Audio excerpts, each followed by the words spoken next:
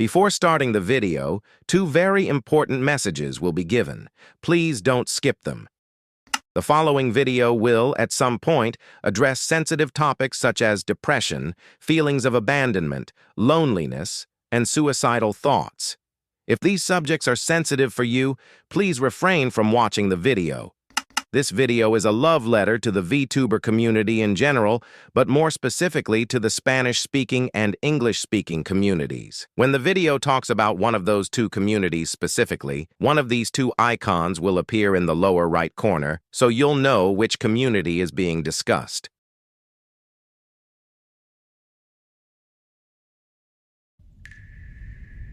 Hello? Is anyone there? Where is everyone? Why did you leave me alone?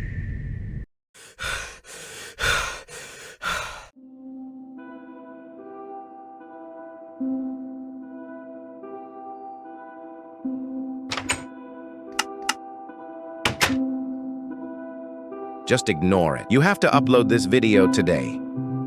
Vtubers. I think we all know this term by now, and I'm sure more than one of you has that special Vtuber you eagerly wait to see streaming every day, or on certain days of the week. I can assure you I personally have several like that, both from the Spanish-speaking world and the English-speaking world. But if we jumped straight into the meat of this video, where would the fun be in that? So let's pretend for a moment that none of us knows what a Vtuber is, and let's go over a few key aspects of this community, starting with, what is it? This is probably the easiest section to explain of all we'll cover, so I think it's the best place to start if you're someone who doesn't know what a Vtuber is. Let's keep this simple. I want you to close your eyes and picture your favorite streamer. Got it? Okay, now take that streamer and turn them into an anime chick with a nice pair of tits, or into a hot anime dude, sexy like Henry Cavill. What a man, seriously. If you did that correctly, congrats. You already know what a Vtuber is. And if you most likely didn't get it, let me give you a more technical and slightly boring explanation. A Vtuber,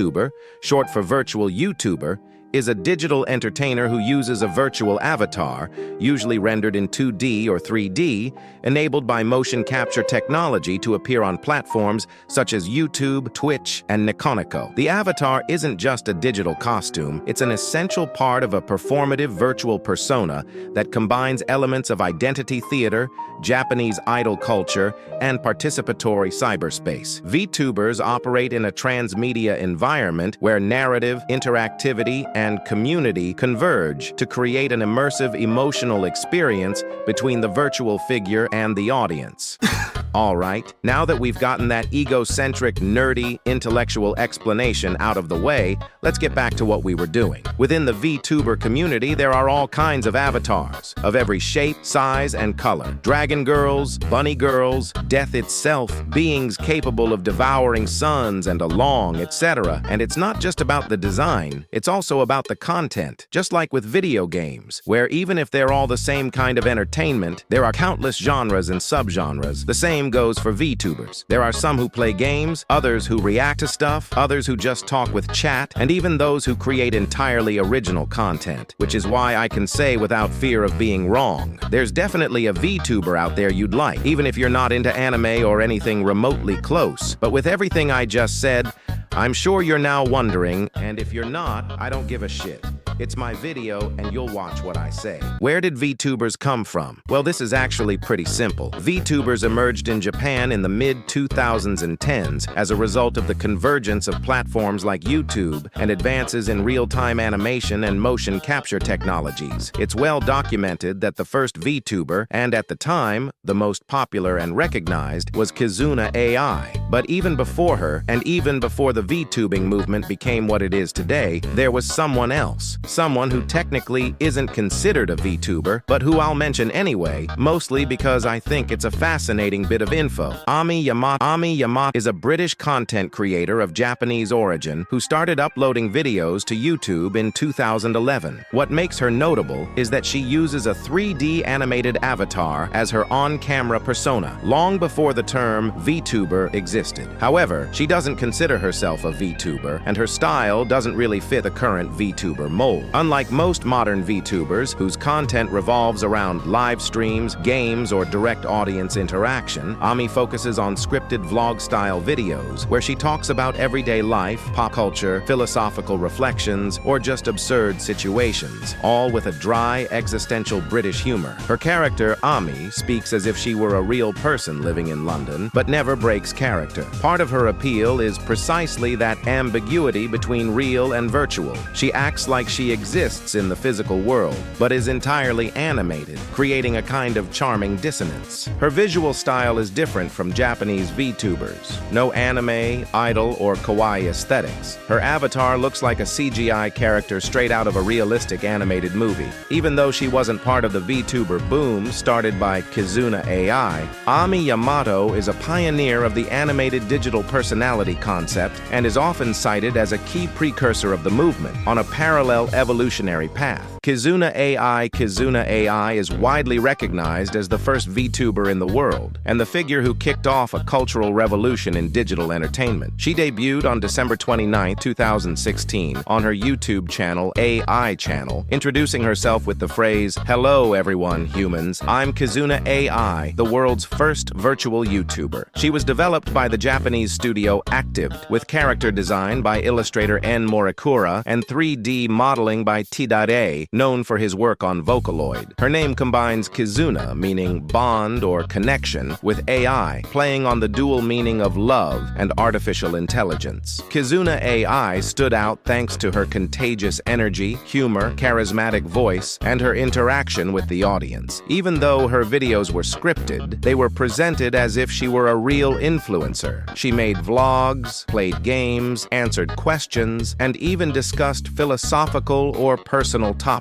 What made her stand out was how her real-time 3D animated avatar gave her a presence that felt alive, almost human. Beyond being a tech novelty, Kizuna AI became a cultural symbol. She inspired thousands of creators and paved the way for the creation of agencies like HoloLive and Nijisanji, which professionalized the VTuber phenomenon on a global scale. She also appeared on TV, in live events, brand collabs, and even in virtual concerts. In 2022, Kizuna AI went into indefinite hibernation after her final concert titled The Last Live, leaving behind a massive legacy. Her impact was so great that she's no longer seen as just an influencer. She's an iconic figure in the modern digital world. Now from here, we could take several different paths. Some of them might be, are there companies behind VTubers? When did the real VTuber boom happen? Personally, I'd rather start with the second question and bring up the first one from there, since I think it's the more interesting one. The rise of the VTuber community. Alright, despite how important this is, I'm going to keep this section short, because believe me, we've got a lot to talk about, so it's better to speed things up a bit. During 2018 and 2019, after Kizuna AI's 2016 debut, other VTubers started appearing in Japan, but the whole thing was still a relatively niche phenomenon. It wasn't until agencies like Nijisanji, founded in 2018, and HoloLive, also in 2018, came into the picture that the format began to become more professional. These companies began recruiting talent, producing content with consistent quality, and organizing virtual events. Later, in 2019 and 2020, HoloLive launched its first English-speaking group called HoloLive EN, debuting in September 2020 with the group Myth, led by talents like Gorgura, Calliope Mori, and Amelia Watson. This was a turning point because Gorgura in particular went viral and became the most subscribed VTuber in the world, even surpassing Kizuna AI. Her humor, charisma, and approachable style attracted millions of fans outside Japan, especially in North America, Latin America, and Europe. On top of all that, a certain virus with the number 19 also played a big role. With millions of people stuck at home, online content consumption exploded. VTubers offered a comforting mix of entertainment, virtual interaction, and emotional escape, making them incredibly appealing to a global audience hungry for connection. As a result of all these combined factors, by 2021, VTubers were no longer just a Japanese thing. They had become a solid, active part of global streaming culture. Platforms like YouTube and Twitch saw a massive surge of independent VTuber channels, and agencies began expanding into other languages and regions. Of course, as nice as all that sounds, we need to make something clear. Being part of a VTuber agency isn't all rainbows and unicorns. There are plenty of downsides to being in a VTuber company. Some of them include lack of creative control over what content you can or can't make. You know, because companies love to protect their image. Even though we all know those images usually fall apart due to the company's own actions. Character ownership rights. This is a bit of a tricky topic, but to put it simply, any VTuber who works under a company with a character provided by the company doesn't actually own that character. The character belongs to the company. So if the VTuber quits or gets fired, they can't take the character with them unless they reach a legal agreement with the company. Another reason why being a company VTuber can suck is the fact that at any moment they can graduate you for the smallest slip-up. I said graduate for a slip-up, not be the VTuber version of Amber Heard's psycho twin. Who the fuck let you in here?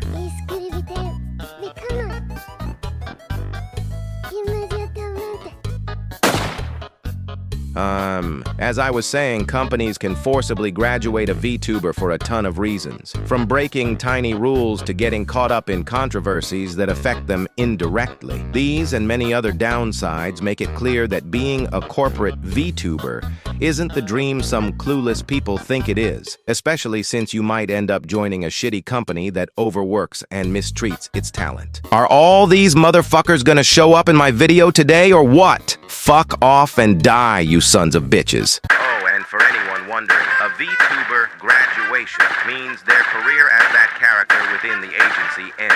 It's more than just a simple resignation or firing. It usually comes with special streams and more. Looks like the mess is over. I'll leave you with my other self.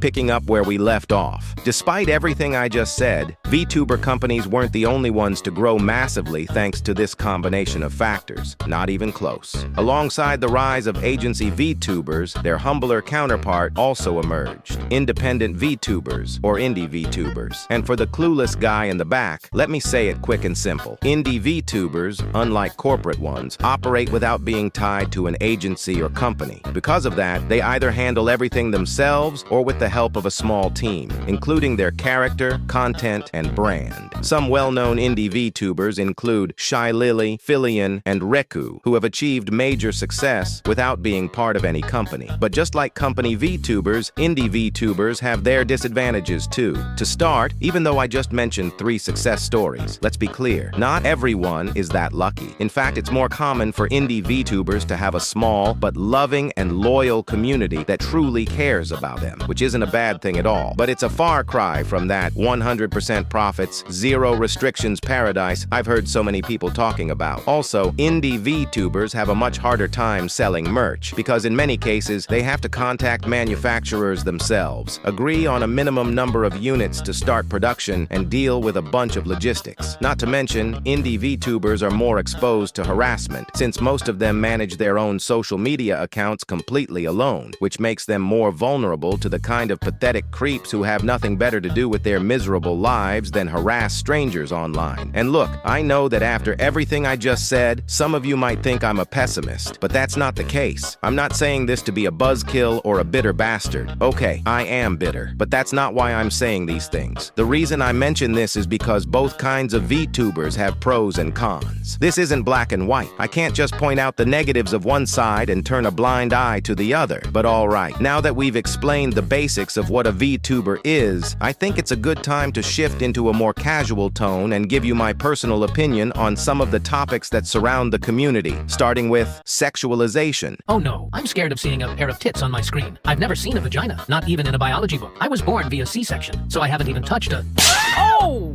If you don't like it, there's the door. Stop whining and go find some real problems.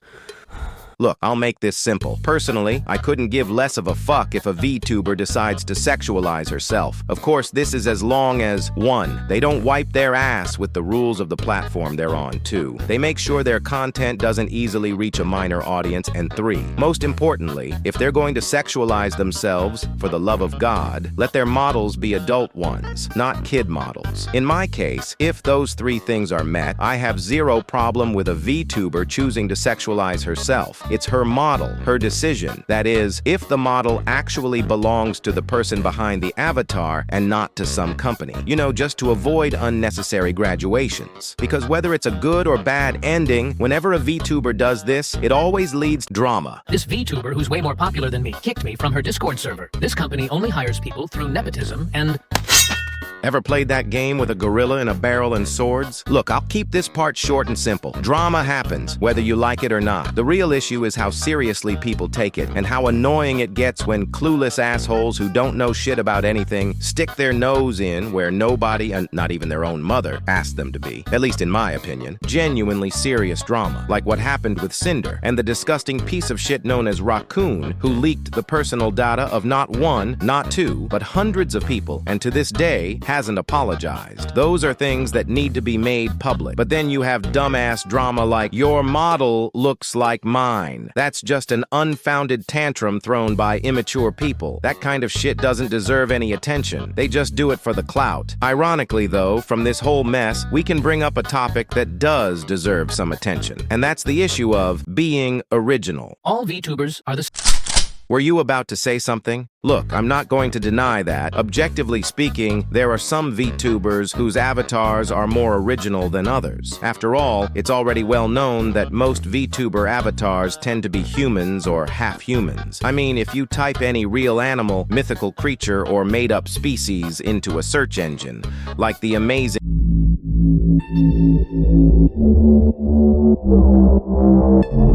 which sadly isn't sponsoring us right now. But hey, they want to. I'm all for it. Ahem. As I was saying, if you search any of those terms along with VTuber, you'll see hundreds, if not thousands, of VTubers using that same base for their model. So the question is that a bad thing? And from my point of view, the answer is simple. No, it's not a bad thing. Even if 2 VTubers have similar concepts, like Bunny Blasty and Pippa, who are both bunny VTubers, or Zentreya and Vienna, who are both dragon girls, the animal doesn't matter. What matters is how the person behind the avatar makes it stand out. Zentreya's dragon avatar is a rock star dragon chick, while Vienna is a cosmic dragon and a farmer. Likewise, Bunny Blasty isn't just a tan bunny girl. She's a buff Mapuche bunny girl. Oh, and also death itself. But honestly, who gives a fuck about that part? She's too cute for it to matter that she might kill you. Meanwhile, Pippa might look like a sweet, cute little bunny VTuber, but in reality, she's a racista. And I'm not saying that. She herself has confirmed it. Just to be clear, this is a joke. Pippa has already said she's not racist, and that it's just a joke that spiraled out of control, so don't be dumbasses and don't harass her, okay? As you can see, even if 2 VTubers look conceptually similar, it's the personality and all the small details added by the person behind the avatar that make the real difference. Even if, to an outsider, all VTubers look the same, you, the person watching me right now, know damn well that your favorite VTuber has things that set them apart from the rest, beyond just their avatar. And that's what really matters here. Sure, you could have the most original or the most generic design ever, but what truly matters is effort. Look, I want to take this topic seriously for 2 reasons. First, because sadly, I have to give an example of just how fucking pessimistic this community can be, where people didn't hesitate to jump at the throat of my favorite VTuber agency and indirectly attack my favorite VTuber, labeling both as nepotistic trash. Second, because I genuinely, wholeheartedly believe in effort and hard work. Yeah, I know, there are tons of cases where trying your hardest gets you nowhere. I know there are YouTube channels that deserve a silver plaque, artists who deserve to live off their commissions, and especially VTubers who deserve to make content happily without having to wonder if they'll need to pick up a second job just to make rent. But if you keep putting in the effort, if you stick with it, sooner or later, you will achieve your goals. Maybe not today, maybe not tomorrow, but one day, you'll make it. And you know who else believes that? Zentreya. This is where I wanted to get to. On July 9th of last year, the VTuber company VShojo opened applications for people to join its ranks, meaning one of the big agencies was throwing open its doors so small VTubers could try to apply and join them. At first, everything was great, rainbows and unicorns, applicants here, applicants there, but inevitably, sooner or later, the bitter assholes who hate everything would show up to crush everyone's dreams. Okay, I want you to listen very carefully. I do not validate toxic positivity. That bullshit, you must always look on the bright side. Even if someone you loved with all your heart is dead, think that they're in a better place now. That crap isn't for me. But I'm also not in favor of some bitter jerks shoving a ton of sour melons up their asses just to destroy other people's hopes. And if that pissed me off, imagine how Zen felt seeing so many haters saying that only her friends would get in and that the company ran purely on nepotism. Hell, instead of making you imagine it, I'll read it to you myself. Heartbreaking and disheartening to see so many people pushing the idea of Zen friends only, when each person I found had to work their way to the top regardless. I have other friends who don't want to join who are working their asses off and doing amazing things. I even pushed management to open auditions again, finally, after so long, and to scout for new and upcoming people to mesh with. I wanted to meet new people and let the others get a sense for them as well and see who would fit into the puzzle. Then I came to a realization that even if we bring in a new person, people will claim we focused on new people instead of helping others who are halfway to success or other larger creators be a part of something fun. Either way is a loss. I just wanted to do right and help smaller and up and coming, as well as the potential to bring someone on the rise. Management and Gunrun are working their butts off to do all of this, and now I feel as though I made a mistake in doing this. Who knows? But I hope you all still try, because I started from the bottom too, and I put in the work.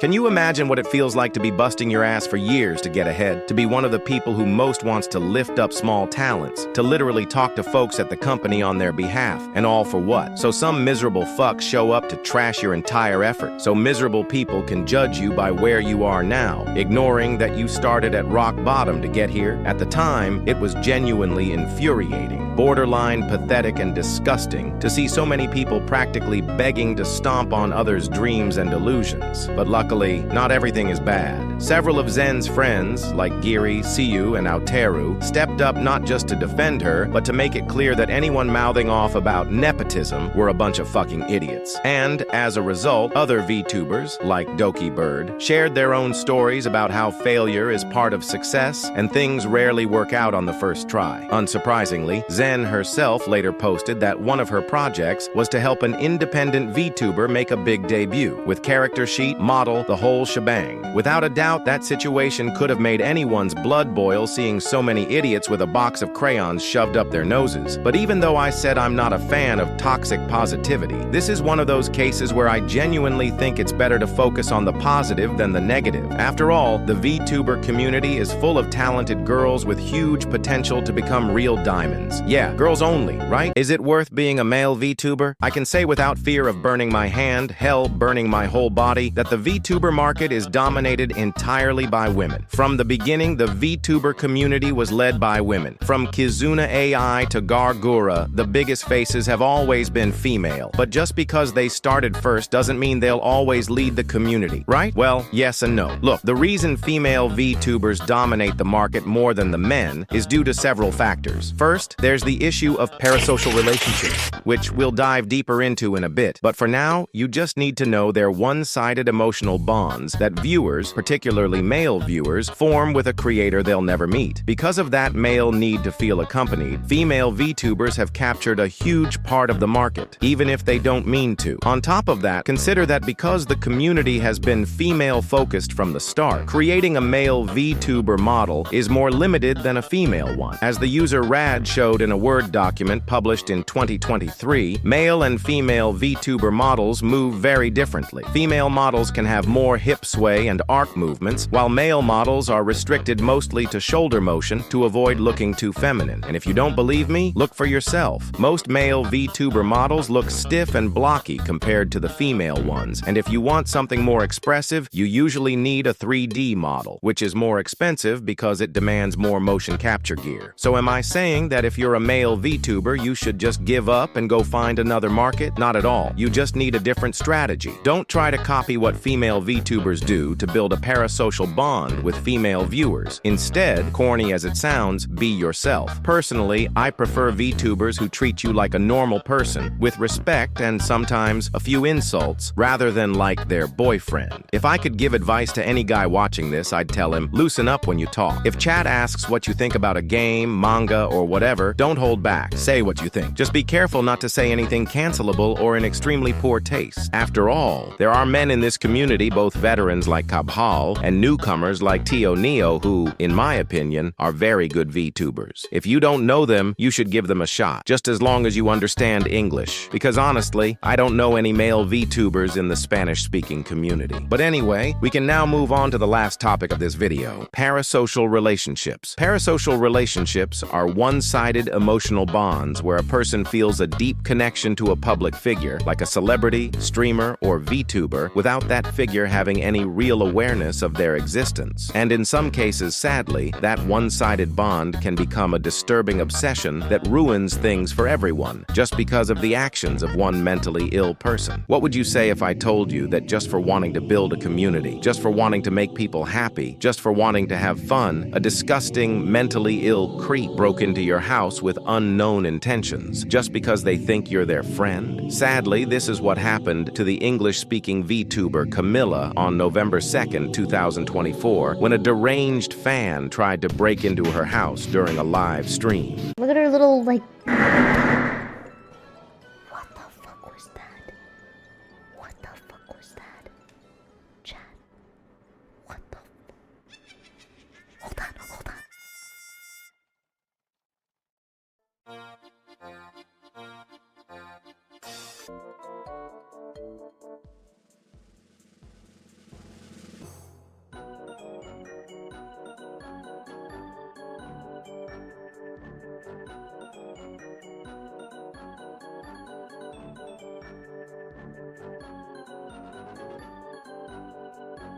According to details Camilla later shared on Twitter, this person planted a tracker inside a gift she received at a convention. This psycho, before breaking in, smashed a window of what he thought was her home during a stream. Then the next day, broke in with unknown intentions. Luckily, Camilla hit the panic button on her desk, and the police arrived quickly to arrest the intruder. Sadly, as you'd expect, these events hit Camilla hard. She permanently moved residences on police advice, since nothing could guarantee this miserable asshole hadn't shared her location with others. And as if that weren't enough, know two things. One, Camilla's home wasn't just a rental. It was a home she and her family had built for years. We're probably gonna move, and it's really sad, because I really liked my house. But... I really liked my house. He ruined it, yeah? He did. This is not even just any house. Like, we built our own house. 2. Like anyone with a brain could guess, this traumatic event led Camilla to stop attending in-person events and refuse fan gifts ever again, something she says breaks her heart because she loved meeting and hugging her fans. Even if it's not said openly, VTuber avatars were partly created so that things like this wouldn't happen. Fame brings good stuff, but also horribly bad stuff, like harassment from people claiming to be your fans. That's why I deeply respect both VTubers who stay hidden behind their avatars and those who reveal themselves. Either choice takes immense courage. Parasocial relationships are repulsive and despicable. Nobody mentally stable should have one. That's why I condemn them wholeheartedly. Why don't you tell the truth? Where are you? Don't hide, you miserable coward. I'm not hiding. You're the one who won't face me. Bullets can't hurt me, don't you remember? Stop hiding, you fucking worthless piece of shit. I was supposed to get rid of you so long ago. How can you get rid of me? How can you get rid of something that exists only in your mind? Get out! Not until you admit how things really are. I won't leave until you admit I'm you and that you face what we went through, what brought us to Zentreya, and how she cut to black saved our life, thanks to our parasocial bond.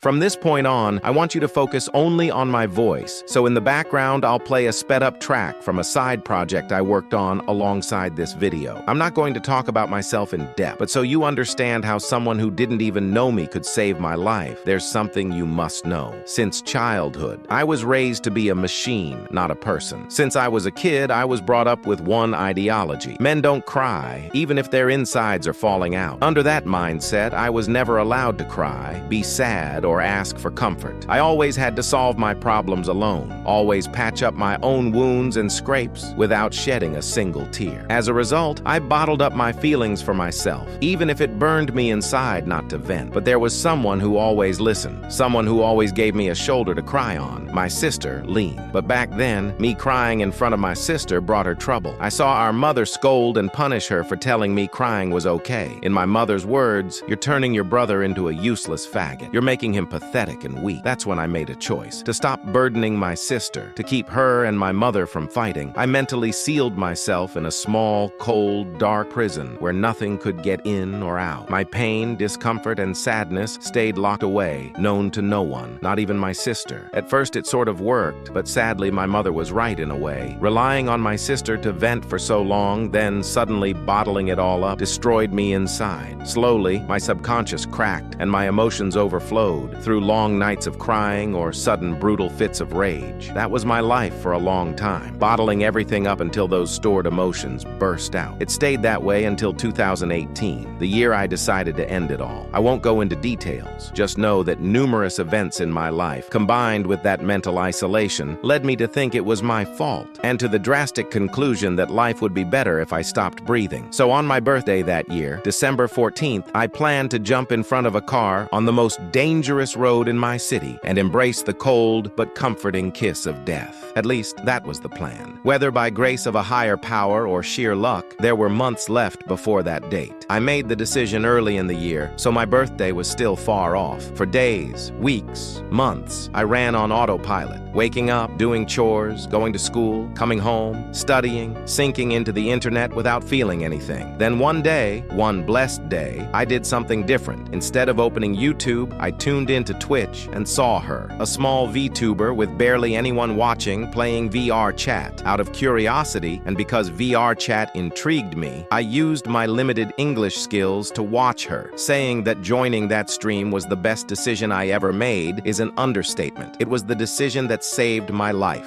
Imagine this, someone who's been told all their life to repress their emotions, to be strong, to endure life's blows no matter how much they hurt. So much so that if you try to vent to someone you love, you end up causing them trouble because they get blamed for your weakness. You've been treated badly, you've cried in silence for years, and you've decided to end it all. Then suddenly, for a brief time, you step into a place where your feelings are validated, where everyone supports you, where good vibes are promoted, and, most importantly, a place where you can finally cry without fear of scolding, shouting, or insults. Zentreya's streams were that place for me, the only place where, even if just for a few hours, I could vent, cry, and be happy. And whether I liked it or not, I developed not just a parasocial relationship, but a strong emotional dependence on her. Her streams were the only thing that made me happy, kept me going, saved me from ending it all. I depended on her so much that I hated being in technical school, where I'd be stuck hours. By the time I got out, Zen's stream was over, which depressed me so much I blew my savings on mobile data so I could watch her streams at school all damn night. That sick dependency turned my isolation from mental to physical. I preferred to stay locked in my room watching her streams rather than go outside. Why go out if everyone outside hates me? I thought back then. I stayed in that state for 2 years, trapped in that emotional dependence, convinced the only thing I needed in life was Zen's streams. But one day, something changed. In November 2020, Zentreya announced she'd be joining VShojo alongside Iron Mouse and Project Melody. For some reason, that news hit me harder than anything I'd ever felt. Only then then did I realize Zen was no longer that small VTuber I first met. She was growing, progressing, moving forward in her life, while I was stuck in the same place, trapped in isolation, in victimhood, thinking the world was bad and I was an innocent victim who'd done nothing wrong. That's when I realized I had to change. It wasn't easy at all, but little by little I started to break the mental barrier separating me from the world, until one day.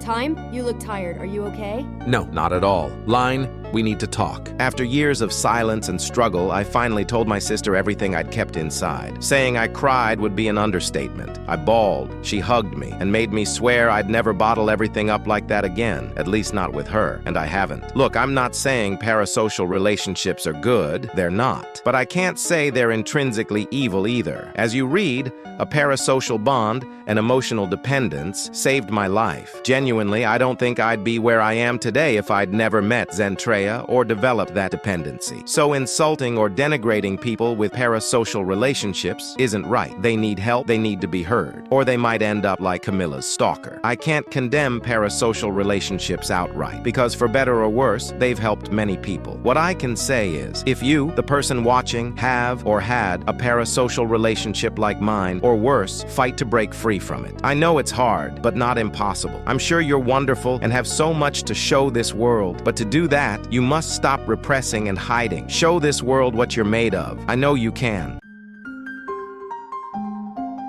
I'm sorry. I know admitting this isn't easy for you, but I don't want you denying I exist anymore. That only makes me feel like I'm back in that place. You don't need to apologize. It was my fault. I should never have denied your existence. That was wrong. You're part of who I am, part of who I was, part of who I'll be. Denying you is denying myself, and that's wrong. So are we at peace? Yes, you could say we're at peace. It was nice to see what I became. Thanks for moving forward, for fulfilling the promise to be part of Zen's community, and above all, thanks for never giving up. Thank you for taking the first step. And especially, thank you for everything. Thanks to every VTuber, big or small, who's made someone's day better and given them hours of happiness. Thanks for being such a beautiful, creative community. And if by some twist of fate Zen sees this video, thank you for being the hand that pulled me from the abyss when I needed it most. Well, I'm signing off now. Oh, as my favorite VTuber would say, stay safe, stay awesome, stay strong, and as always, rock on, adios.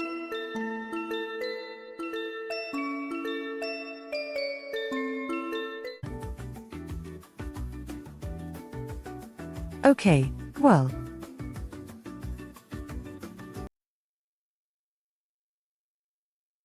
Alright Mitchie, what the fuck did you send Hey me? Zen, sending you a big hug and good vibes from Argentina.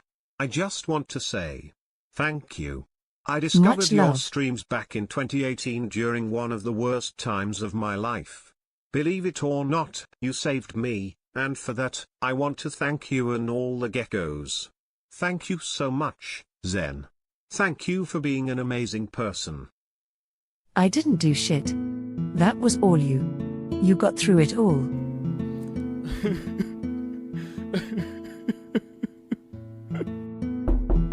Time, I'm hungry. Will you make me some cookies and hot chocolate? Time, you look tired. Are you okay? Yes, I'm fine. Someone said something so nice it made me cry with joy, but I'm okay. You're not lying to me like before, right? No, I've moved past that time in my life, and I promised I'd always be honest with you. Let's go, sis. I'll make you cookies and hot chocolate.